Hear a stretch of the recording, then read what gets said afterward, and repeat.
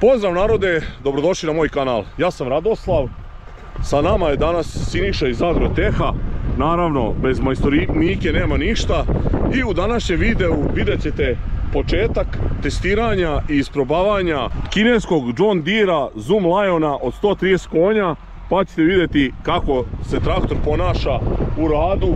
Za sada probavamo sa ovim spremačom 6 metara i 10 centimetara.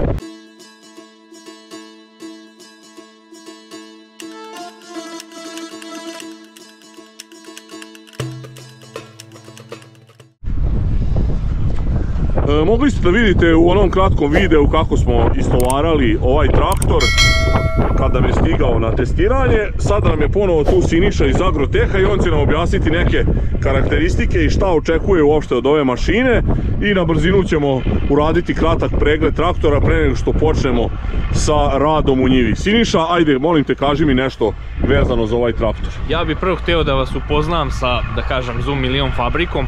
To je kineska fabrika koja, da kažem, pored agrosektora kojeg ovdje imamo izloženog, se bavi i proizvodnjom građevinskih mašina, kao što su dizalice, kranovi, telehendleri. To je jedna mnogo velika fabrika u Kini, negdje oko 30.000 zaposlenih ima u svojoj proizvodnji i generalno u fabrici.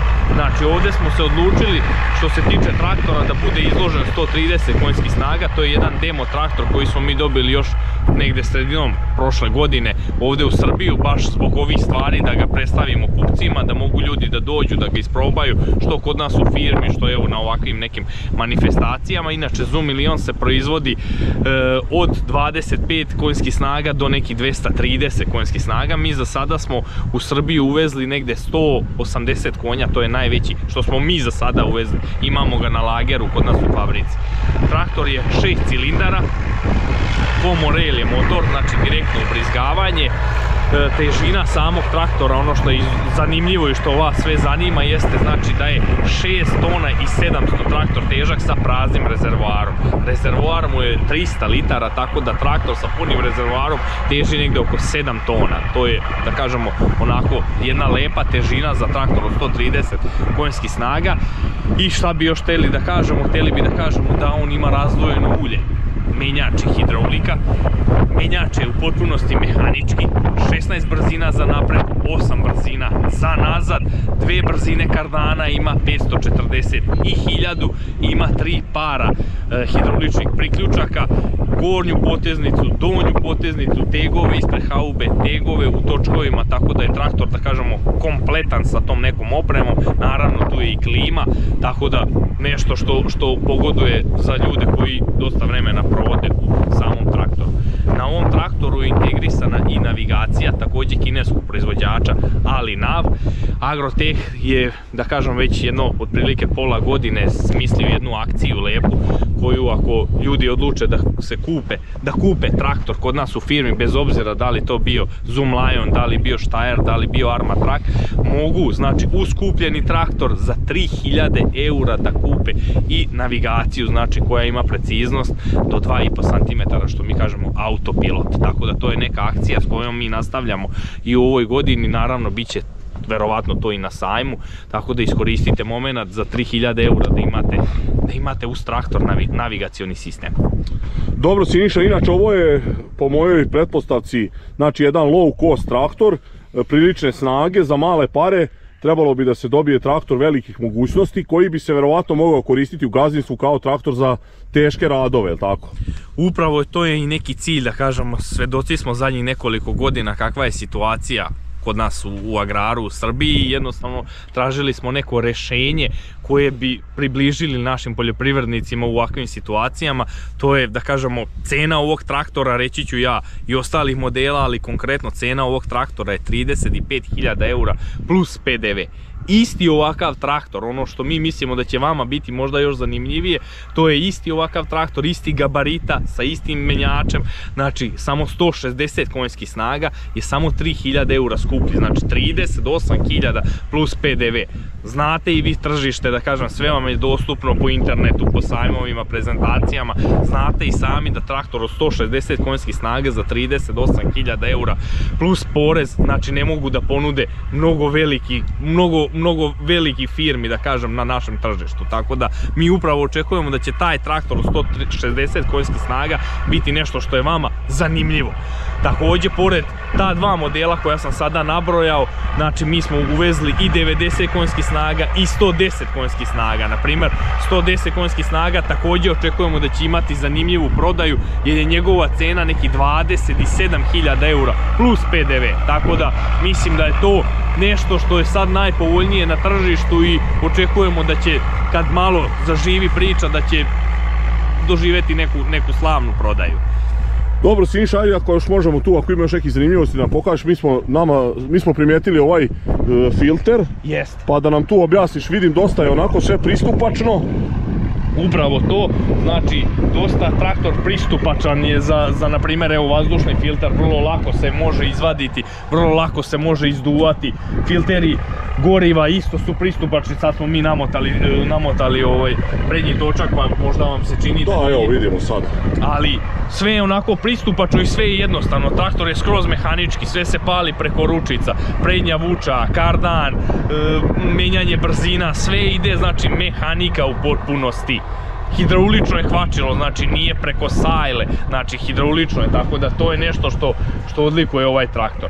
Ovdje smo agregatirali za ovaj traktor dobro poznat Rajkov sedmospremač od 6,1 metar koji on inače vuče sa case pumom 155 konja. Namjerno smo uzeli ovaj sedmospremač, nismo htjeli da donesemo iz naše firme manji, već da ga testiramo, jer što se kaže, bit će zanimljivo i Rajku da proba kako se traktor ponaša i vama u videu da pogledate. Dobro, da, nećemo sad mnogo neke detaljisati kabinu i to ljudi sve mogu da vide, već smo mi to i snimali na sajmu, ima verovatno i njihov fabrički video.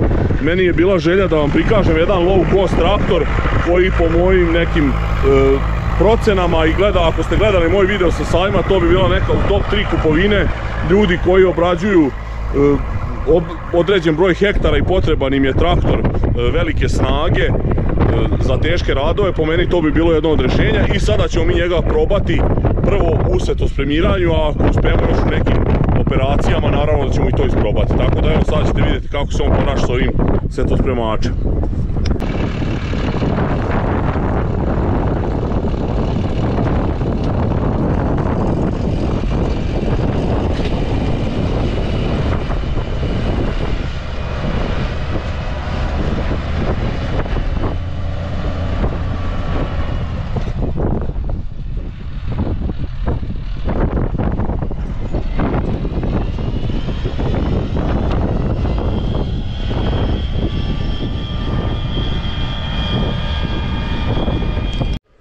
Da odmah razjasnimo neke stvari, znači Zoom Lion traktor je na testiranju kod mene. Danas ćete vidjeti prvi test, to je test snage i brzine pri setospremiranju. Znači molim vas, ovdje niko ne pokušava da poredi ovaj traktor sa premium brendovima, to je totalno neozbiljno, znači porediti low cost traktor sa traktorima 3 ili 4 puta skupljim. Što se tiče same izdržljivosti traktora, to jest kakav će biti posle 5 ili 10.000 radnih sati, o tome uopšte ne želim niti mogu da pričam. Znači nemamo takav nijedan traktor ni sa 1000 radnih sati, tako da bi to totalno bilo neozbiljno da ja tvrdim da je traktor izdržljiv i nemam pojma da će trajati dok ste živi.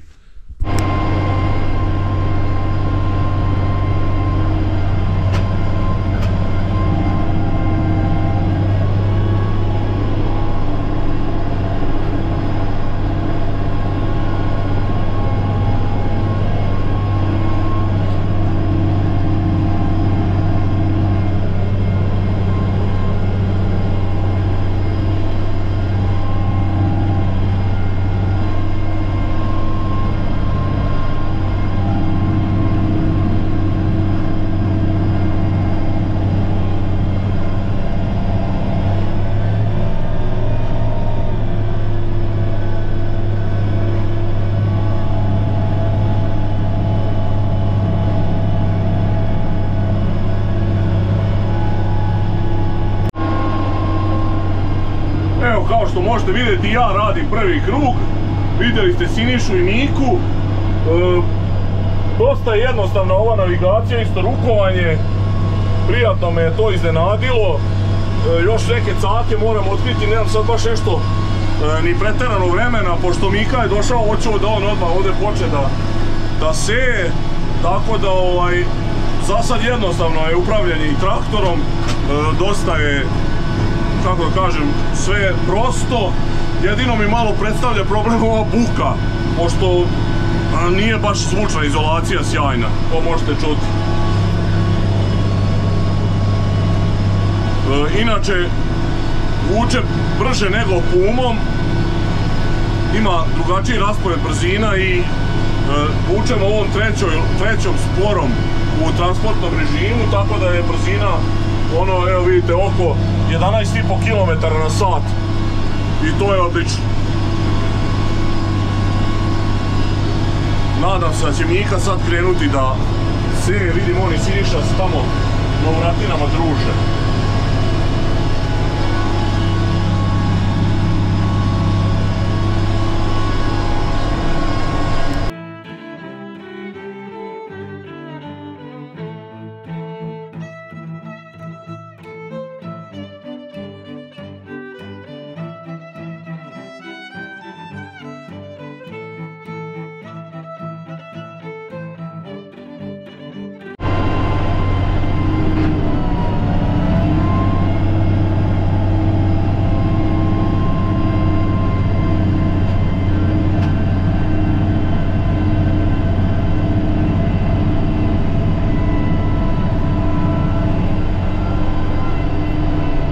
Malo je problem ovo iza točka, tu ne može da zavode, ne može da postigne dubinu.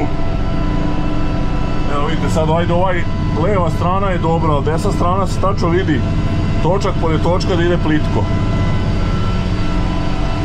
Uglavnom, snage zaista ima i iznenađujuće puno.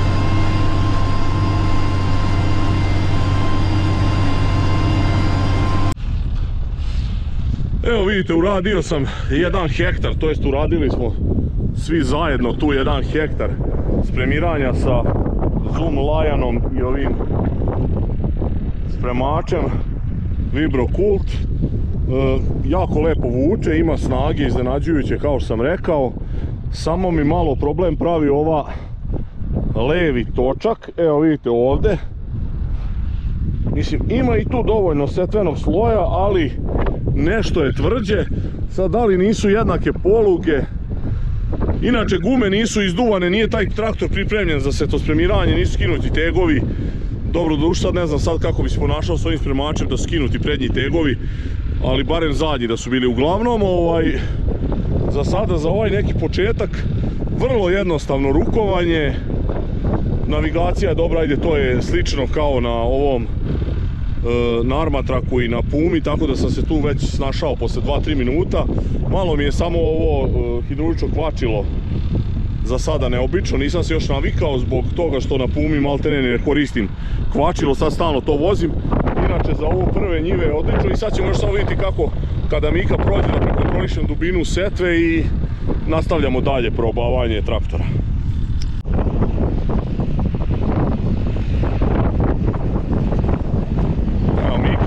Seje sada ovdje gdje sam pripremao sa ovim Zoomom, kineskim John Deerom, i sad ćemo provjeriti da li su u redu dubine setve i ako je to u redu može normalno dalje da se radi. Evo vidite, ovdje sad nije dobro posejalo. Tu je bilo jako izgaženo i vidi se da ta brazda nije išla dobro. Sad ćemo vidjeti dalje.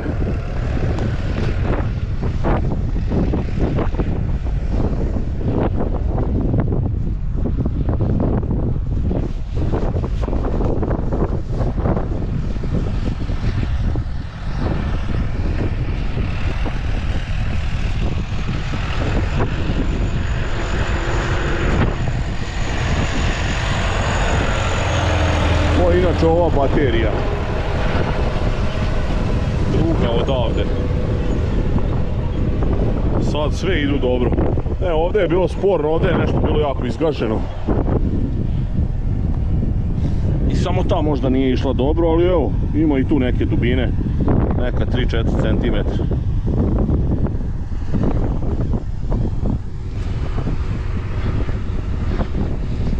Ovdje je odlično. A ovdje? Tu nije dobro, evo ovdje. Tu je džene, ali tamo gore su dvorezane. Pa 5-6 metara još naprijed, sve do kraja sejalo od gore.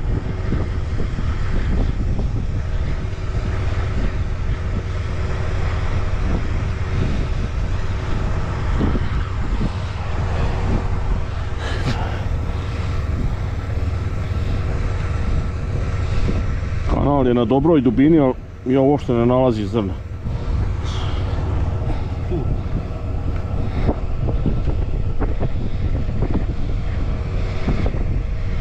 Evo, u kanalu je skroz dole. Dobro.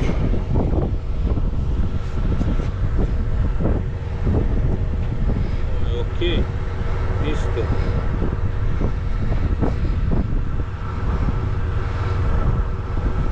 Tu ti je zrno baš ono. Da. Ne, ovdje je sve odlično. Samo ova jedna nije valjalo, ali tu je bilo jako ugašeno. Evo više ovdje.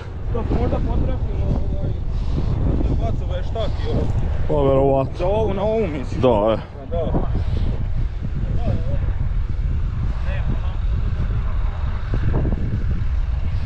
Evo više ovdje su od gore. Tako da, više. Ovdje je vidio ovdje pa nema šanse ništa da smo... Dobro, tu je bilo jako tvrdo. Verovatno smo sva 3 traga prešli preko toga. Uglavnom i kako ti izgleda ova sad priprema sa ovim traktorom? I ovo što seješ? Izgleda okej. Samo kad bi mogli malo da ga isto olakšamo kao i sa Pumom što imamo problem. Da ne nabije toliko u tragovima, a ovo sve okolo. Da, uski su točkovi i još trebalo bi to izduvati gume. Okolo je super. Da. Eto, čuli ste sad ova neka prva iskustva, pa nastavljamo dalje probu. Idemo na sljedeću njivu, Mika će posejati ove 2 njive što smo pripremili. Treću imamo tu malu zajednicu, nažalost nju ne možda posejemo, ne vidite sad odavde. Ovi iz voćnjaka MK Komerc su nam potopili njive i tu je sad blato. Tako da ćemo vidjeti šta ćemo s tim. Uglavnom, idemo dalje.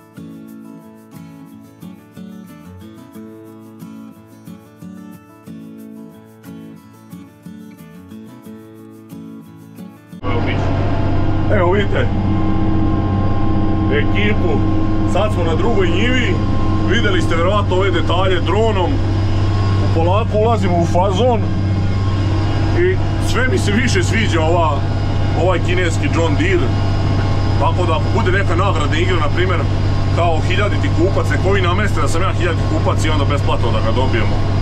Mislim, dao bi neke pare za njega, ne mogu da kažem. Zato što me stvarno oduševio sa snagom ovom i to mi je, malo je reći prijatno iznenađenje, nego baš sam oduševljen. Ne znam ni šta da vam sad tu prikazujem. Prašina je, gledajte ove detalje dronom, mislim mnogo je lepše, vidite. Znači vučem ga oko 1,5 km na sat brže nego sa Pumom. Kažem, to je zbog rasporeda brzina. Mogu ja Pumom 13, mogu i 15 da ide, međutim nije dobro zbog menjača. Ovdje je to odlično rešeno brzine i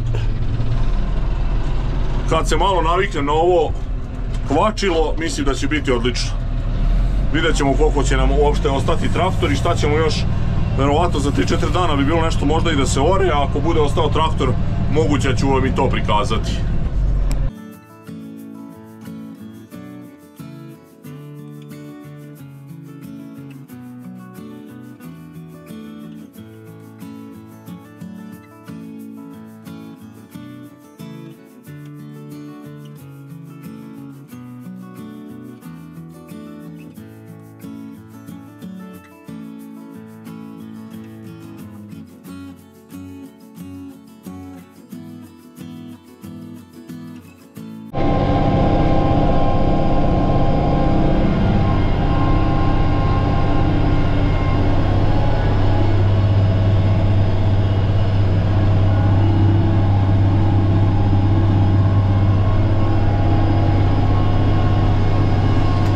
Završavamo i drugu njivu. Za sad stvarno iznenađujuće dobri utisci.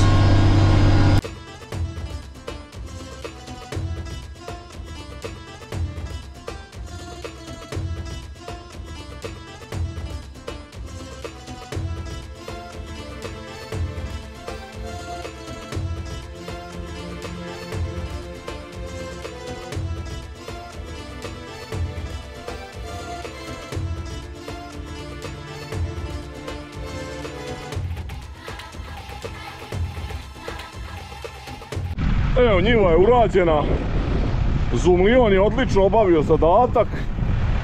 Ukoliko bude vremena i ostane nam još traktor, ja bi probao da izduvam gume. Sad da li bi baš kidao tegove, ne znam, ali mislim već kad bi se izduvale gume da bi se dosta dobilo. Manje bi gazio i ne bi imalo, sad vidite ovdje gdje je taj trag ostao od traktora. Inače, što se tiče rada, upravljivosti traktora, kažem, sve je vrlo jednostavno, čista mehanika.